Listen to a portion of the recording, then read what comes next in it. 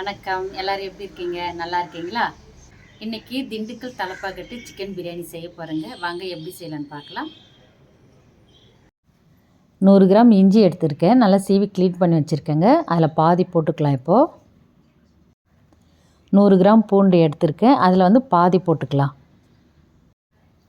ஒரு கட்டு புதினா, ஒரு கட்டு கொத்தமல்லி எடுத்திருக்கேன் இல்லையா, அதில் பாதி பாதி போட்டுக்கலாம் அரைக்கிறதுக்கு. காரத்துக்கு ஏற்ற மாதிரி ஒரு 4-5 பச்சை மிளகாய் சேர்த்துக்கலாங்க. ஒரு துண்டு பட்டை, 3 ஏலக்காய், 4 லவங்கம், இது எல்லாத்தையும் சேர்த்து அரைச்சிக்கலாம். பாருங்கள், இந்த அளவுக்கு அரைஞ்சிருந்தால் போதும்.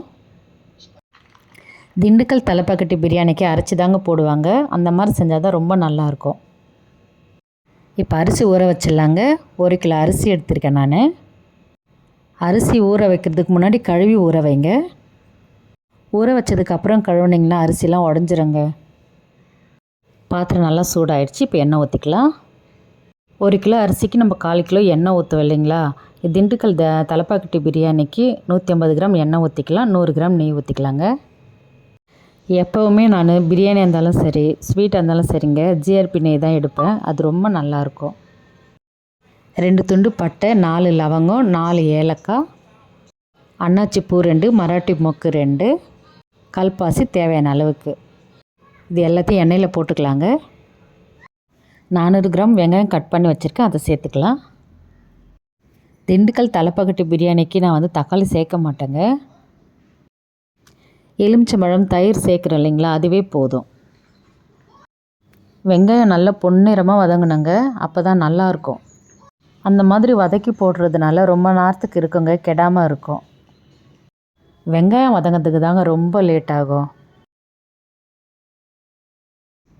பாருங்கள், வெங்காயம் நல்லா கலர் மாறின்னு வருது.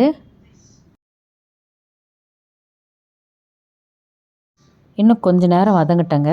கொஞ்சம் ப்ரௌன் கலராக வரட்டும். இந்த அளவுக்கு வதங்கினா போதுங்க. 50 கிராம் இஞ்சி, 50 கிராம் பூண்டு தனியாக அரைச்சி வச்சுருக்கேங்க. இப்போ அதை சேர்த்துக்கலாம். ஏன்னா இன்னொரு 50 கிராம் வந்து நம்ம தனியாக மசாலா போட்டு அரைச்சி வச்சுருக்கோங்க. இஞ்சி பூண்டு நல்லா பச்சை வாடை போகிற அளவுக்கு வதக்குங்க. இஞ்சி பூண்டு போட்டு நல்லா வதங்கி வரட்டுங்க. எண்ணெய் தனியாக பிரிஞ்சு வரும். அந்த நேரத்தில் மற்ற மசாலாலாம் சேர்த்துக்கலாம். இப்போ 10 கிராம் சில்லி பவுடர் சேர்த்துக்கலாங்க.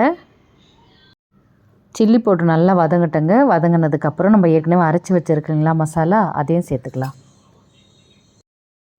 ஒரு கட்டு புதினா கொத்தமல்லி எடுத்து பாதி பாதி போட்டு மசாலா அரைச்சிட்டோம் இல்லைங்களா. இப்போ பாதி பாதி இருக்குது, அதை இப்போ சேர்த்துக்கலாம். 1 டம்ளர் அரிசி எடுத்திங்கன்னா 1.5 டம்ளர் தண்ணி வைங்க. அதிகமாக வைக்காதீங்க. தண்ணி அதிகமாக வச்சிங்கன்னா குழஞ்சிடும் அரிசியெல்லாம். அப்புறமா சாப்பிட்றது சுத்தமாக நல்லா இருக்காதுங்க, குழ குழன்னு ஆகிடும்.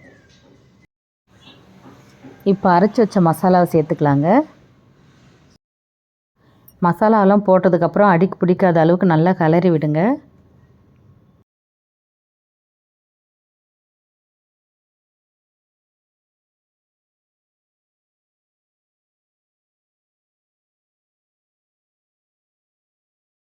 ஒரு ஸ்பூன் பிரியாணி மசாலா எடுத்துருக்கேங்க, அதை சேர்த்துக்கலாம்.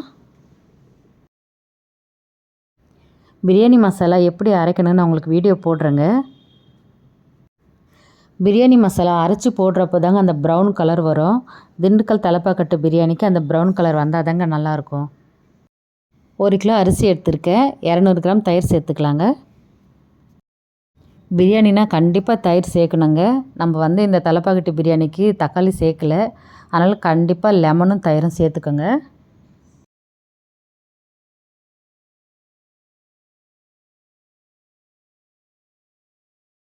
ஒரு கிலோ அரிசிக்கு 1.5 கிலோ நான் சிக்கன் எடுத்திருக்கேன். மஞ்சத்தூள் போட்டு நல்லா கழுவி வச்சுருக்கேங்க, அதையும் சேர்த்துக்கலாம்.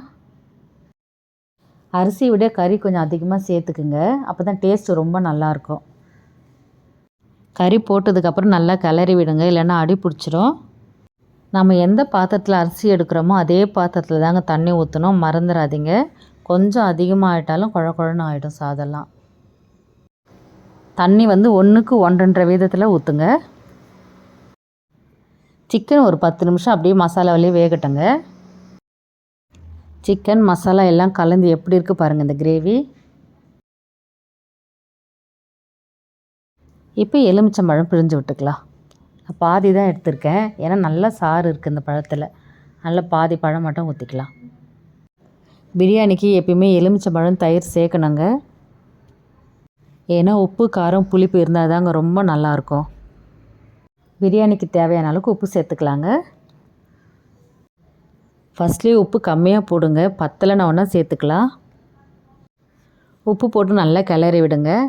தண்ணி ஊற்றுனதுக்கப்புறம் உப்பு காரம்லாம் பார்த்துக்கலாம்.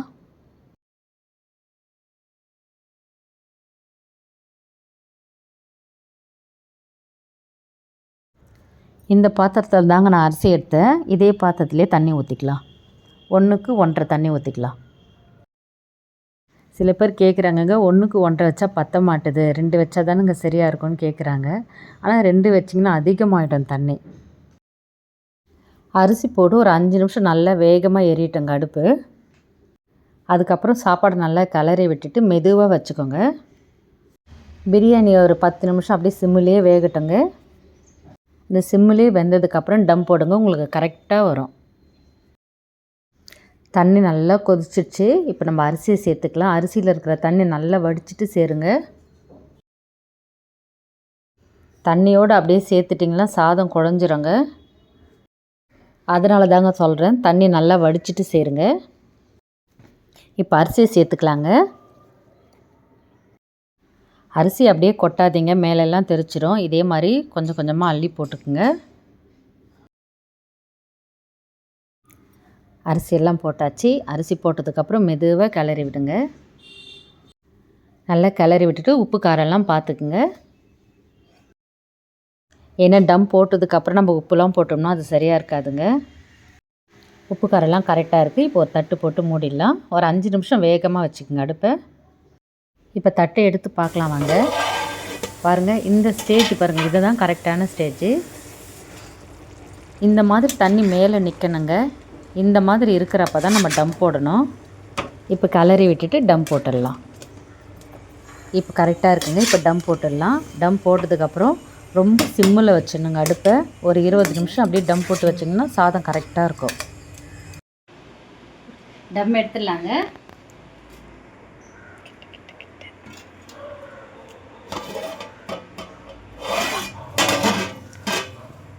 ஆஃப் பண்ணிடலாம்.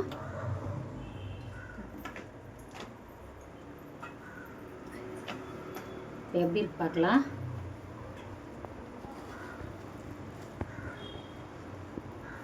சூப்பராக ரெடி ஆகிடுச்சு பாருங்கள்.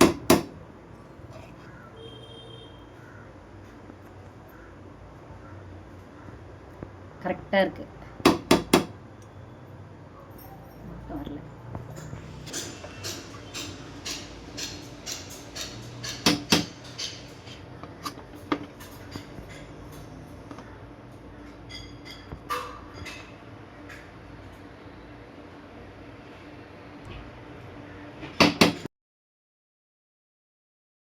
திண்டுக்கல் தலப்பாக்கட்டு பிரியாணி சூப்பராக ரெடி ஆயிடுச்சு. பாருங்கள் எவ்வளோ சூப்பராக இருக்குது. இதே மாதிரி நீங்களும் உங்கள் வீட்டில் செஞ்சு பாருங்கள், ரொம்பவே நல்லாயிருக்கும். இந்த வீடியோ பிடிச்சிருந்தா லைக் பண்ணுங்கள், ஷேர் பண்ணுங்கள், கமெண்ட் பண்ணுங்கள். மறக்காமல் சப்ஸ்கிரைப் பண்ணுங்கள். இன்னொரு வீடியோவில் பார்க்கலாம்.